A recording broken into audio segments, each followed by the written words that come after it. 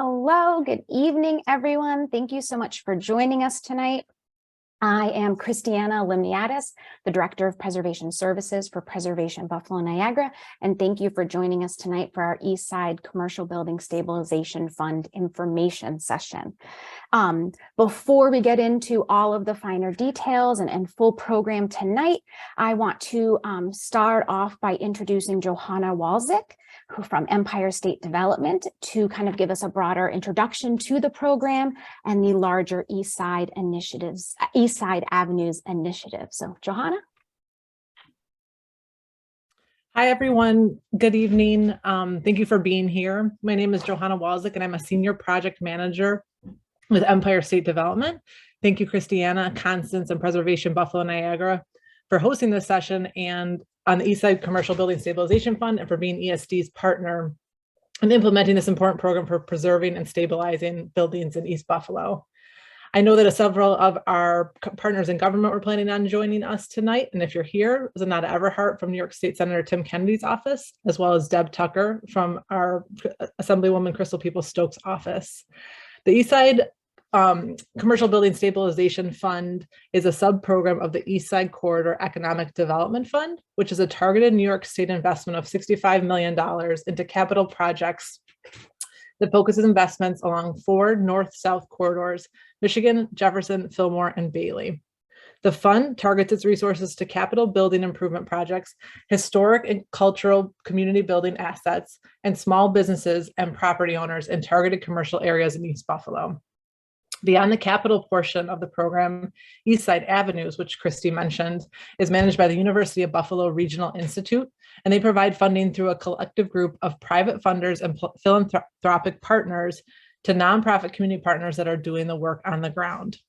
The program thus far has been pretty successful, and New York State, through the leadership of Governor Kathy Hochul, the City of Buffalo, and the East Side Avenues Group, has committed an additional $180 million to targeted projects in Buffalo through the Regional Revitalization Partnership.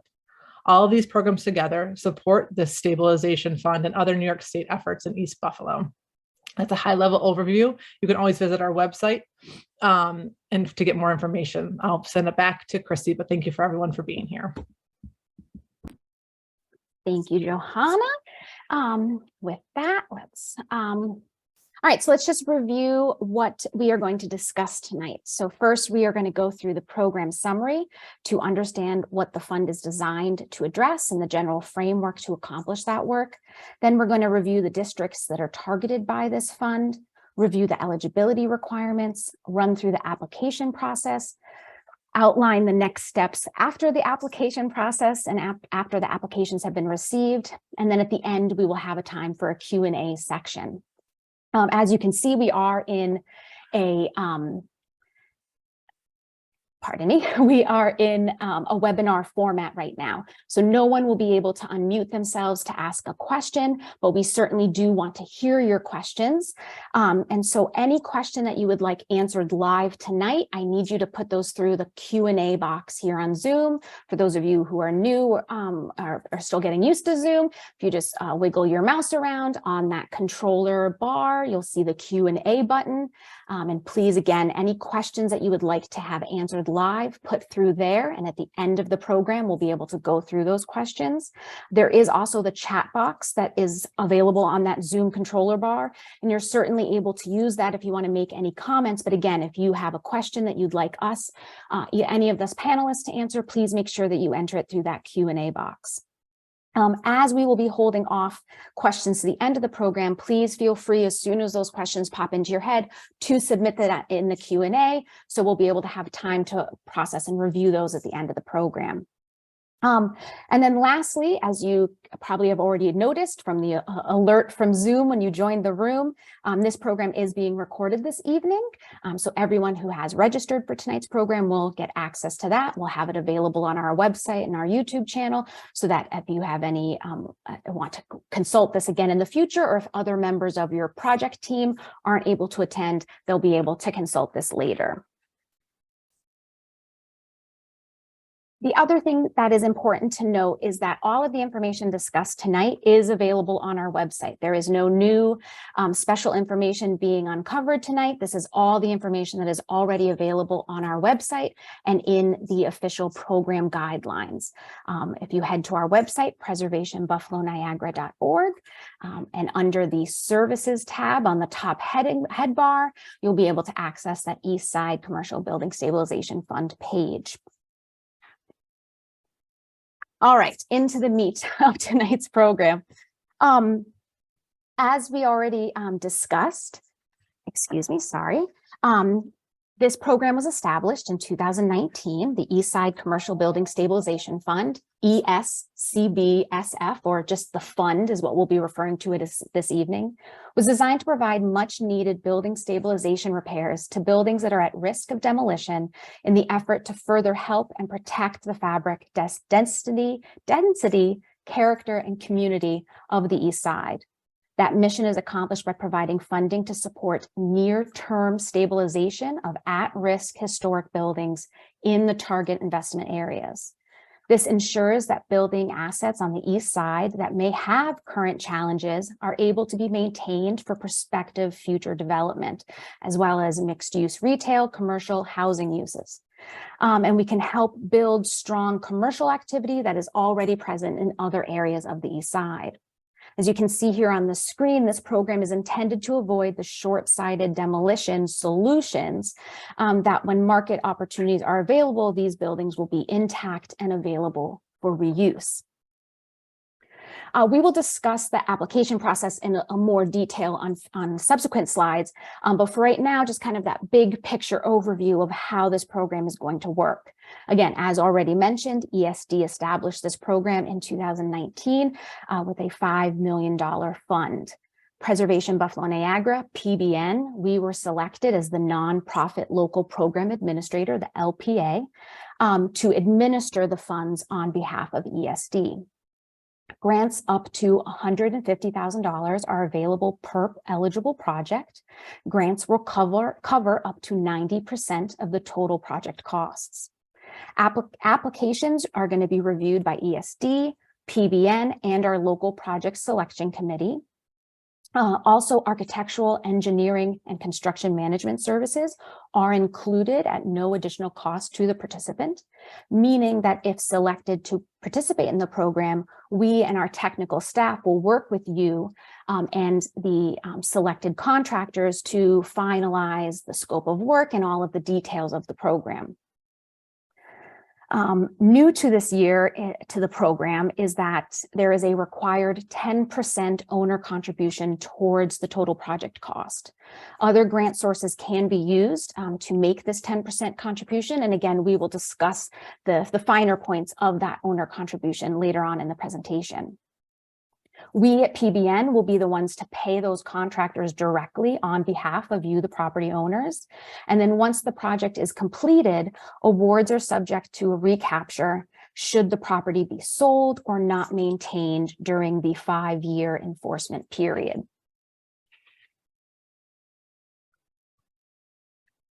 So to that targeted district, the targeted area for this program, obviously, as the name implies, this program is intended for properties on Buffalo's East Side. For the purposes of this fund, the East Side is defined as 17 square miles bound by the University of Buffalo on the north, Main Street and Michigan Avenue, excluding the medical campus and the central business district, i.e. the downtown area to the west, I-90 and the Buffalo River to the south, and the city line to the east. While any commercial or mixed-use building on the East Side that successfully meets the eligibility requirements is welcome to apply, preference will be given to those buildings located in the commercial corridors and target investment areas defined by ESD. Those areas are seen here on the map highlighted. The blue areas are those commercial corridors. The purple areas are those East Side targeted investment areas. Again, anyone in that shaded East Side, broader general East Side area, as long as those properties meet the eligibility requirements, are welcome to apply, but there will be a preference on the buildings located in those highlighted areas.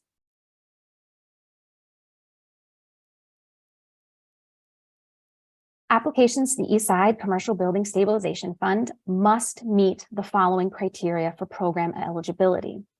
As we discussed, the building must be a commercial or mixed-use property located on the East Side. Again, with a preference will be given to those properties in those commercial corridors and target investment areas. Applicants must demonstrate ownership of the site or site control with the owner's consent. All buildings considered part of the proposed project must be owned by the applicant, or the applicant must provide documentation, again, clearly stating that the owner does give permission to not only participate in this program, but to undertake the work that would be, that where the funding would be covering. Buildings must be historic. For the purposes of this fund, historic means any building that has existed on the site since prior to the urban renewal clearance activities on the East Side, or at least 50 years, whatever is the lesser. Or it can be a building that contributes to the unique neighborhood character and contributes to the vision of a revitalized business district. So these buildings don't necessarily need to be a capital H historic or officially designated in any way. They just need to be established buildings that have been in our historic fabric in our community for at least 50 years. And then the last eligibility requirement is that owners must maintain the properties after the stabilization project. For every property awarded funding, the owners and PBN will execute and file with the Erie County Clerk a property maintenance declaration agreement. This form is where owners will agree that they will maintain the property consistent to the fund objectives for a minimum of 5 years after the stabilization project is completed. In the event of non-compliance, the amount of grant funds will be subjected to repayment in accordance with a simple annual declining balance based on that 5-year enforcement period. Additionally, grant funds will be subject to prorated recapture if the property is sold within that 5-year enforcement period. Again, for those that are just joining us in the room tonight, anytime that you have any questions, please make sure to submit them in that Q&A box, and we'll be answering them at the end of the program. On to eligible expenses. Again, as we've said, that this program is intended to provide funding for capital funds for exterior and interior preventative repairs that correct structural deficiencies, water infiltration, and or code violations. When we say structural deficiencies, we mean work that, if it is not corrected, could lead to the loss of the building through collapse or demolition, or associated risk to public safety and loss of community fabric. Funds will be awarded to proposed building repairs included but not limited to the following types of improvements, provided that they are consistent with the applicable zoning, development, and building code regulations. So roofing, including patching and replacement, structural repairs, including steel or wood shoring, reinforcements, replacements of key members, etc. Masonry and cement work, including repointing, patching, spot replacement. Building concrete work, repair, like toppings of decks, repair of expansion joints, etc. Chimney repair and replacement, foundation repairs, footings, columns, support pads, etc.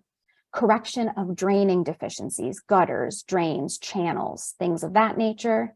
And then repair and stabilization of other building systems as deemed necessary to ensure long-term use of the building.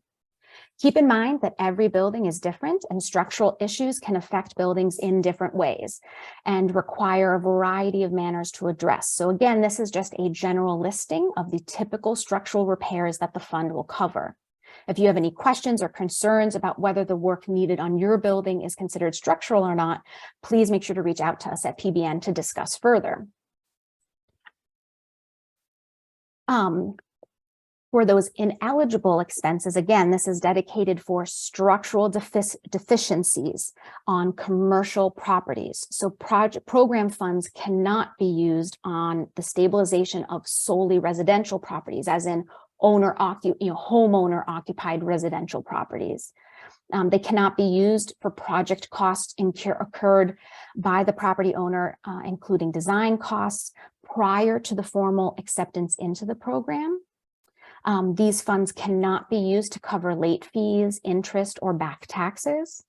And again, they cannot be used towards decorative or cosmetic improvements that do not directly contribute to the stabilization of the building for long term. Additionally, improvements involving structures owned by religious or private membership-based organizations will require additional due diligence in conjunction with us and ESD to ensure that organizational policies are in place to allow the grant to be awarded. When I say membership-based organizations, that doesn't necessarily mean 501c3 organizations that are based on a membership formation. That refers to kind of social clubs and those types of membership organizations. There are special rules as it relates to that, so that's the membership type organization we mean in that statement. So the application procedure process. Applications are now available. Many of you have already submitted those. Thank you so very much. Complete applications are due by 5 p.m. on December 2nd. Late or incomplete applications will not be accepted, so please make sure to complete all aspects of the application process before 5 p.m. on December 2nd. The application is a two-part process. First, you need to head over to PBN's website and complete the online application form. This form provides key details that about you and the property, as well as narrative sections for you to explain what's going on, what are the issues, what types of work needs to be done in your opinion or based on your previously secured quotes, and what are your long-term goals for the site. The second part of the submission is the required supporting documentation.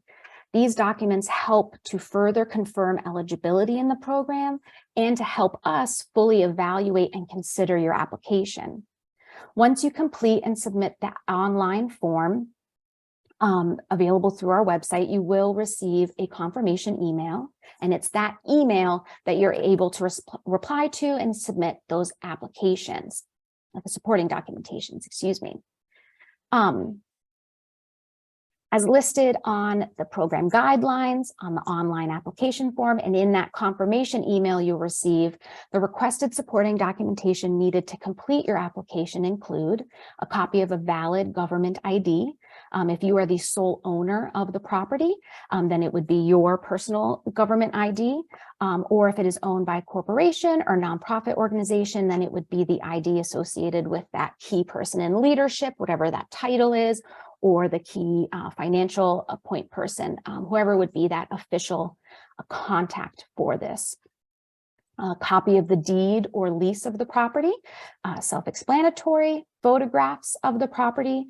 Please make sure that the image you provide is clear and shows the whole building, meaning don't cut off the roof or the foundation. We need to have that full clear picture of the structure. At bare minimum, you should be submitting at least that one single image showing all of the site and the building. It would be very helpful if you included a few additional photographs that show and illustrate some of those structural issues that you're having, so that again, we have a better understanding of what the issues are on that building. Next item is a copy of current property insurance. If you currently do not have property insurance, then in lieu of submitting a copy of the insurance, please include a signed and dated letter stating that you do not have insurance and a brief explanation of why that is. So again, we have a better understanding of the situation of your property. With proof of tax compliance, that means proof of property tax compliance. This can be completed by submitting a copy of your most recent tax bill showing that the amount has been paid, or whatever situation is going on, a printout from the city or the county's websites, or a copy of receipts from recent tax payments. Evidence of absence of liens. If you do have liens on the property, then please provide copies of that documentation, and if necessary, an accompanying letter detailing all the liens, the various amounts, and when those liens were placed on the property. If you do not have any liens on the property, there isn't necessarily a single simple document that you could provide to state that. So if this applies to you, then you can submit a signed dated letter stating that to your knowledge there are no liens on the property. Similarly, for the disclosure of any code or housing court violations, if you have active building code violations or an active housing court case, then please provide the documentation and summary of current status. If you have recently discharged housing code violations or a housing court case, then please provide documentation showing that those have been discharged. Or if you do not have any code violations, then again, provide a signed and dated letter stating such. To proof of financing and financing commitment letter, this is proof of financing that refers to your ability to provide that 10% owner contribution. You need to provide documentation to us that you are able to make that.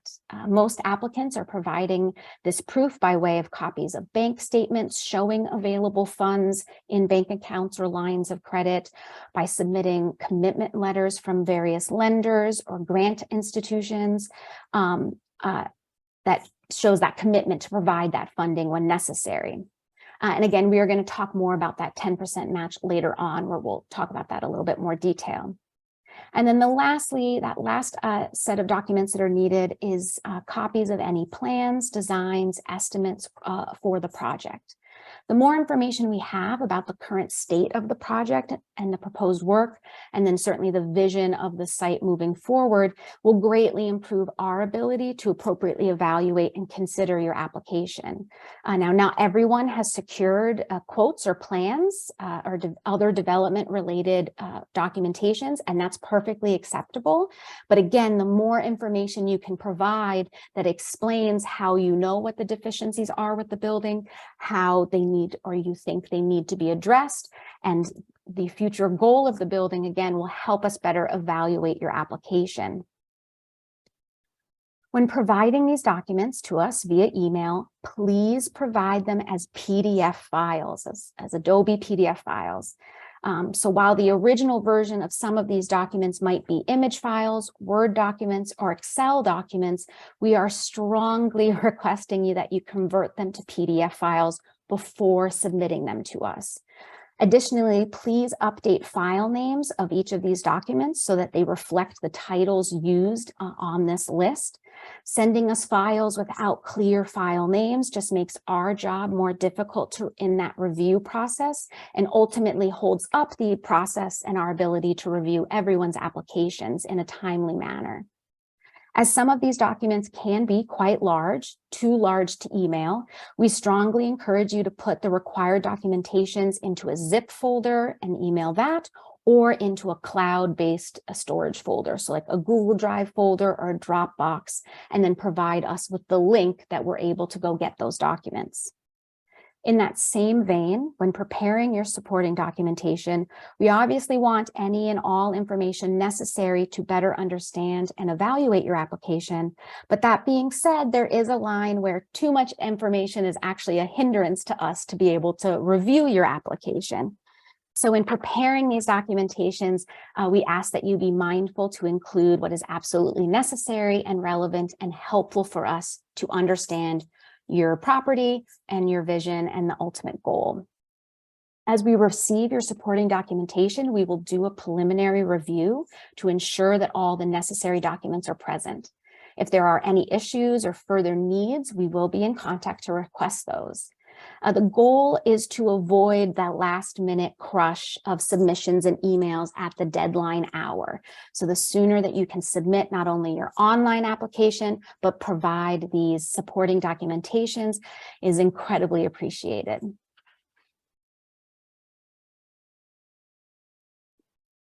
Pardon. All right, on to the review criteria.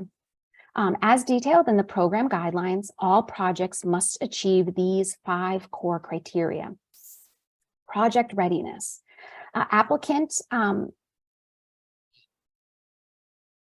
Project readiness is expressed by an applicant providing a complete submitted application within the due date time period and providing clear documentation that they're able to provide that 10% contribution. Property location, again, that they are successfully meeting that eligibility requirement of being located on the east side and especially within those targeted corridors and areas. Urgency, this relates to the urgency and the high risk factor of the structural issues with that property. Obviously, properties that have a much urgent, a more serious need, pressing need for those structural issues will receive a preference versus buildings that their structural issues might not be as urgent. Likelihood of future development, properties that need short-term stabilization solutions, but for which a redevelopment or renovation plan exists, or there is interest in the owner applicant in future development or marketing the building as a preservation-ready site for a new owner. And then impacts, this evaluates whether or not what is that impact of this building being redeveloped and on the immediate neighborhood around it. In addition to these 5 core criteria, applicant preference will increase based on the project's ability to meet some or all of the following criteria. So community support, whether or not you have a demonstrated community support of the immediate neighbors or key organizations in the area.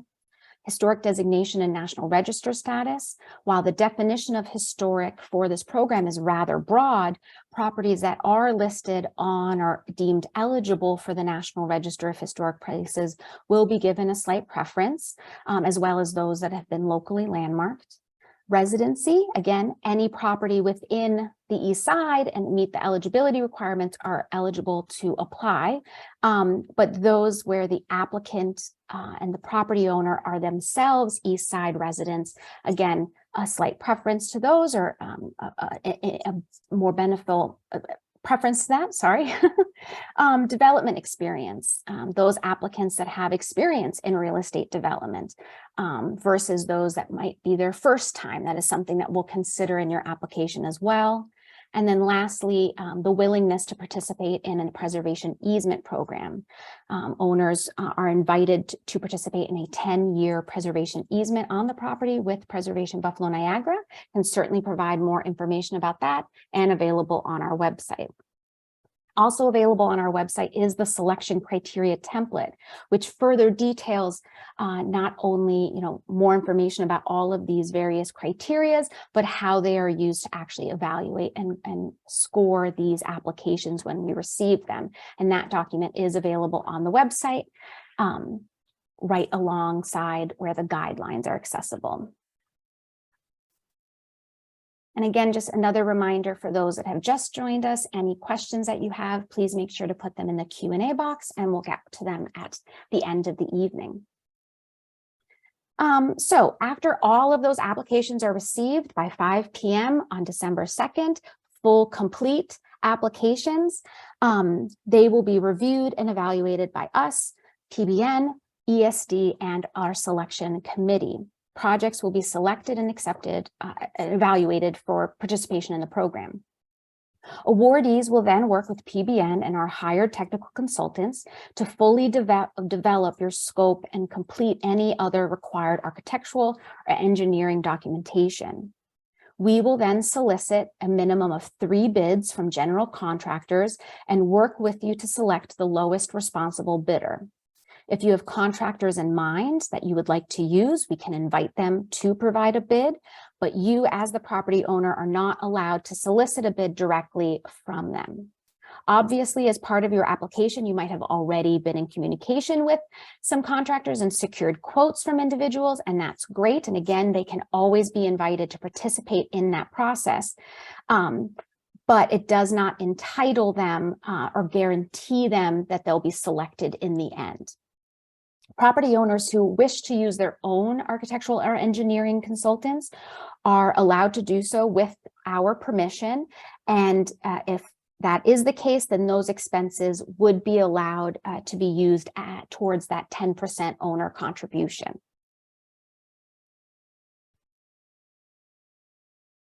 As it relates to the payment and contract side of things, once that final contractor is selected, us at Preservation Buffalo Niagara and the property owner will finalize the award amount based on those final contractor proposals.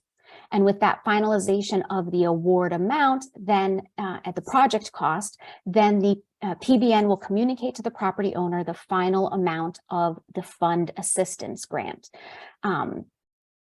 And confirming what that 10% owner contribution will be. These funds, the owner contribution will be, the program funds for the contractor to complete this work will be delivered to PBN once the contractor is selected and the proof of the owner contribution is received.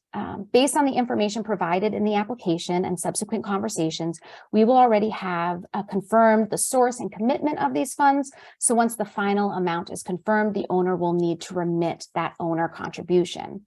Please note that the source of your 10% owner contribution can come from property owner's personal funds, a line of credit or a loan, from other non-ESD public grant assistance, or from private grant funds.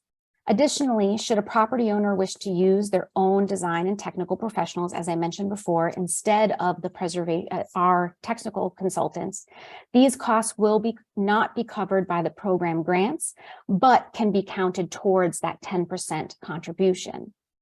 Also, for projects with scopes identified in excess of the $150,000 maximum grant amount, will require the owner to pay that outstanding balance beyond the required 10% owner contribution, unless otherwise approved by ESD. Here are some kind of example project grant awards so we can better understand how this 10% owner contribution works. So for here on the top left-hand side, the example of a $70,000 building stabilization project. Let's just say it's for a roof. So as we work with those contractors to confirm that final scope of work and cost, it's identified that the roof is going to cost $70,000 to complete. It is that number that is used to determine what that 10% contribution is. So that would be a $7,000 owner contribution. And then that remaining funding needed to make up that $70,000 would be the grant award amount. So the grant award amount would be for $63,000. There is an example where the project cost is, 11, various other numbers. And then that last example on the bottom right shows an example of a project cost that exceeds that max amount of $150,000. So the final confirmed scope of work came to $200,000. The max award that we can offer is $150,000. So that owner required 10%, and the balance in excess of that max grant award is $50,000. So that would be the responsibility of the property owner to contribute those funds.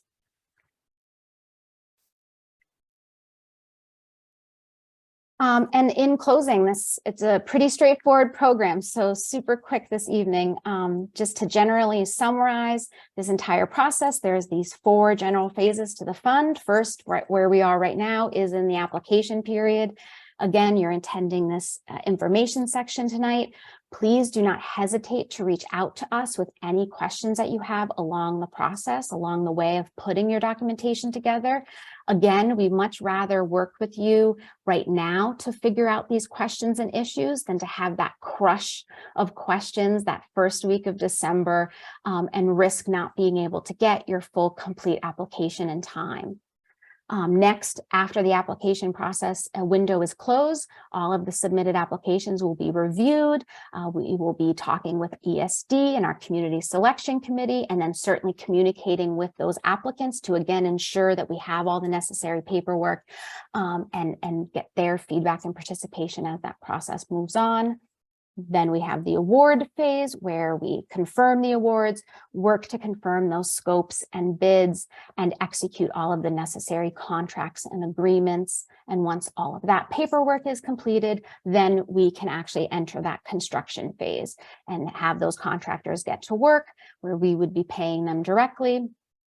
And then lastly, once the project is complete, there would be that 5-year maintenance period where you are required to maintain the property or risk having to repay a part or all of that grant money. And with that, just a reminder again, Johanna is our contact at ESD. You're more than welcome to reach out to her with general questions. And certainly if you have questions about the other programs that are a part of this umbrella focus on the East Side. And then while I am doing this presentation this evening, Constance Strother is the staff member here at Preservation Buffalo Niagara, our East Side Preservation Specialist, who is the day-to-day manager of this program. So when you email Constance and at her email or the East Side email, that is who will be helping you with all of these questions. And with that, I'm going to toggle over to the Q&A box, as I do see some questions, and we can get to those. And then certainly Johanna and Constance, you can jump in and help answer any as necessary.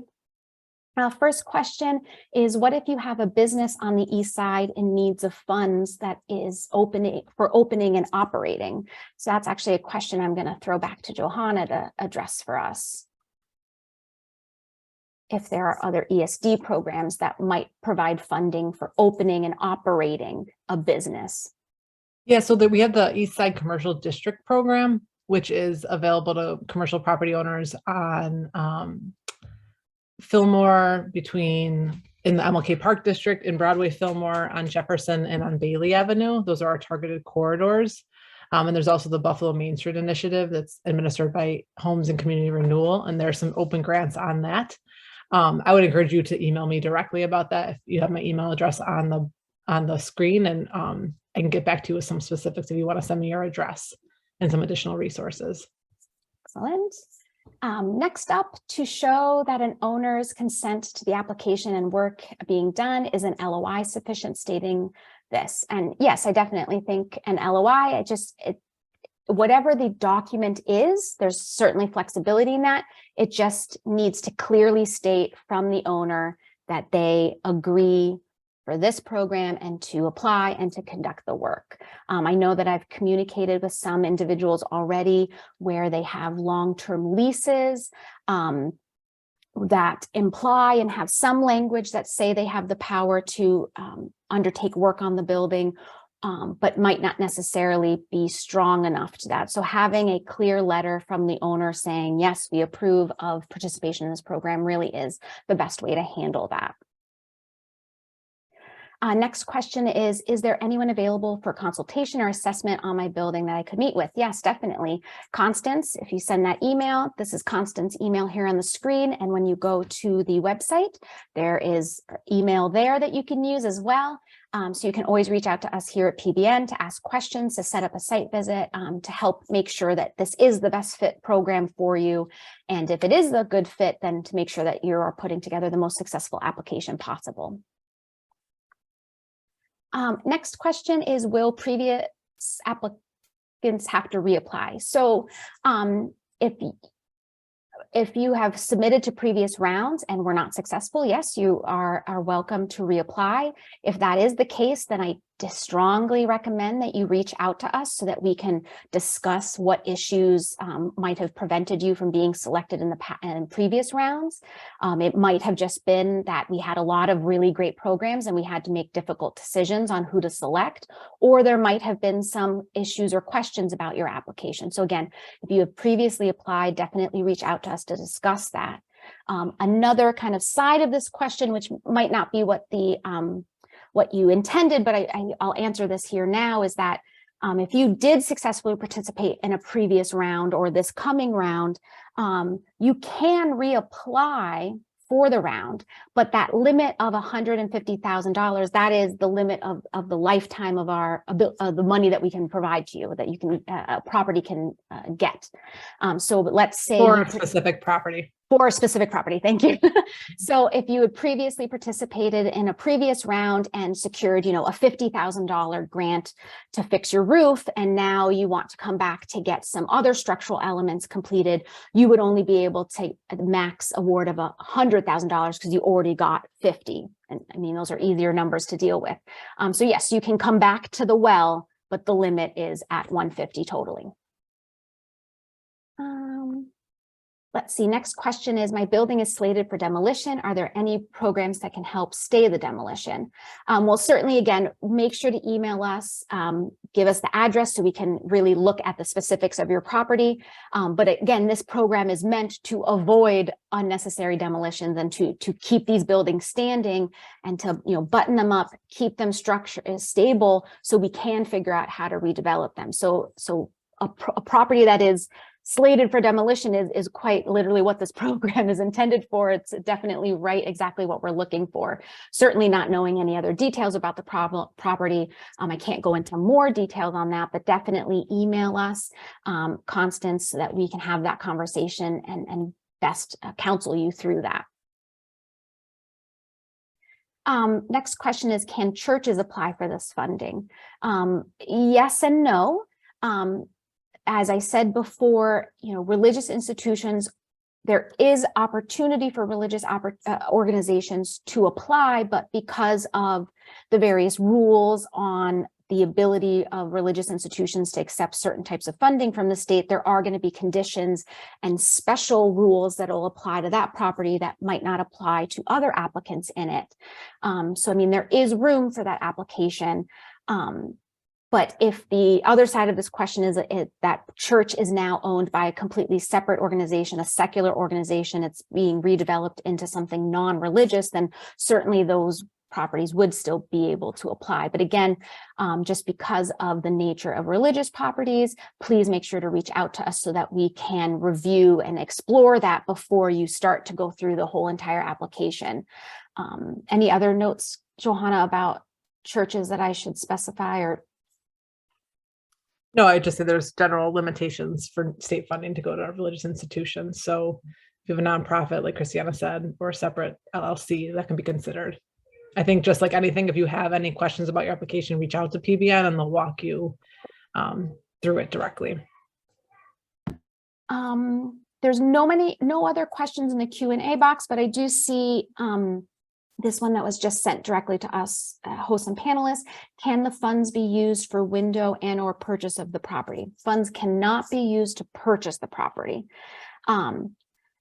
Funds could potentially be used, to purchase windows. Obviously, the walls of your structure are key structural elements of your building. Windows are key elements to maintaining the structural stability of your walls. So that is certainly something that would be able to be funded. Again, it just kind of depends on the specifics of your property, the specifics of what is happening with that window and the individual details of that. But yes, generally speaking, that is definitely something in the realm that would be covered by this program. Any other questions this evening? Well, I will again say thank everybody for attending. Thank you. Thank you, Johanna, for joining us again. Constance is here with us again. Constance's email is on the screen. Please contact us. Obviously, we have a phone here in the office. We have email, but now that we are kind of approaching the winter months and unsure of how this new round of COVID might be impacting us, certainly making sure to send us emails. It is the quickest and easiest way to make sure that we all stay in contact, and also to make sure that we have the clear understanding of the rules of the program, and there's no misunderstandings in passing that information back and forth. And so without any other questions, I will thank everybody for joining us. Again, this has been recorded. Everyone who registered tonight will get a follow-up email with access to this recording and links to the application and all of the other documentation. But with that, thank you so very much, everybody. Have a good night.